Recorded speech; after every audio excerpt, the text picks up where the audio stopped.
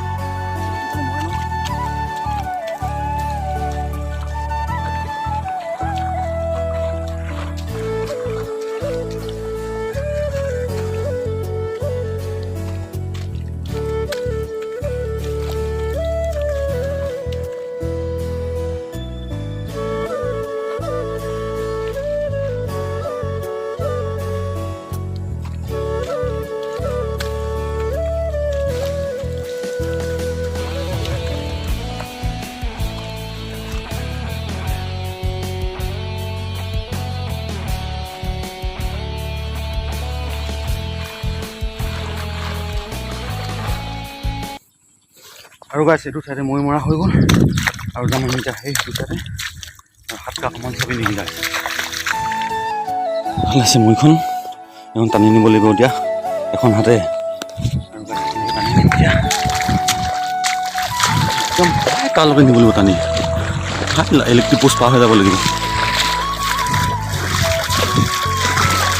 আৰু গাইছ কোনে কোনে নৌভৈ ল'লে কমেণ্ট এটা কৰিব আৰু ভিডিঅ'টো একদম শ্বেয়াৰ কৰিব, একদম নকৰিব আৰু লাইক এটা কৰি দিব। আৰু আপুনি নিব আছে এইখিনি পূৰা গোটেই পথাৰখন হেৰি কৰি ভাগ কৰি দিব লাগিব, মানে বোলাই দিব লাগিব।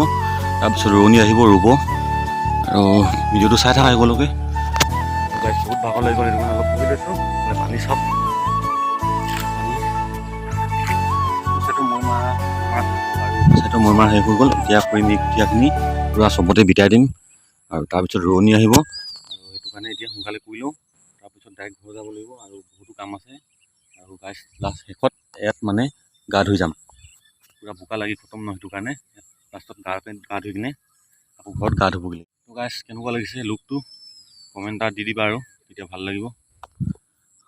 আৰু এইটো বছৰ পানী অকণমান কম হৈছে। আৰু নেক্সট যোৱা বছৰটো বহুত পানী হৈ গৈছিলে, ৰুবই নোৱাৰিছিলোঁ। আৰু এইটো বছৰ অকণমান পানী কম, সেইটো কাৰণে এতিয়া আগতে ৰুই লৈছোঁ। আৰু নহ'লে বহুত তল যায়, সেইটো কাৰণে ৰুই লৈছোঁ এতিয়াই।